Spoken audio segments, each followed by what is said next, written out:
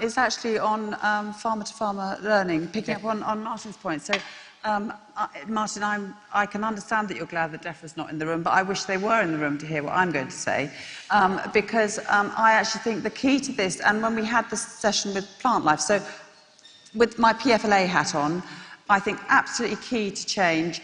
Money is important, but key to change is changing what's going on up here and mindset change.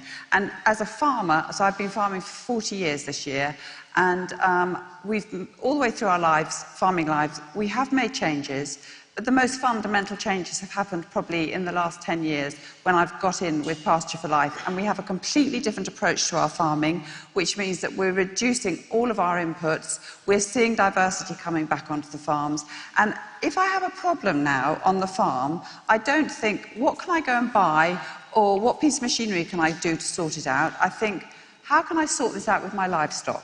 And with the last thing is I don't want to go and buy anything if I possibly can, because that's cutting into my profit. So I actually think mindset change is absolutely critical, and we could achieve so much if the government would support that. And it's not supporting it through advisors. So we know that farmers are very sceptical about advisors.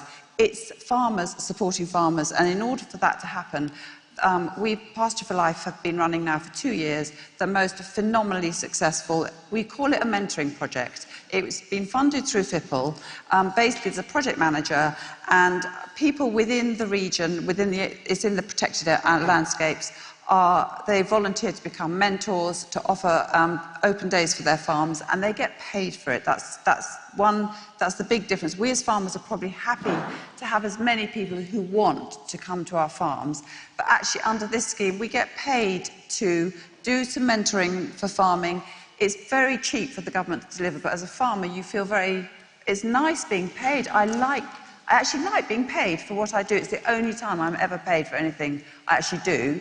And I think that the government, they should just roll out these schemes to just get the farmers to set them up themselves in their areas, have a project manager to manage it, and the events and the community that we have built in the last 2 years in the southeast, which is where I live, through this scheme, has been phenomenal. And I wouldn't have made changes to my farming if I hadn't been part of that. You know, it's really supportive. So I think you can do so much so cheaply, but they just don't seem to hear.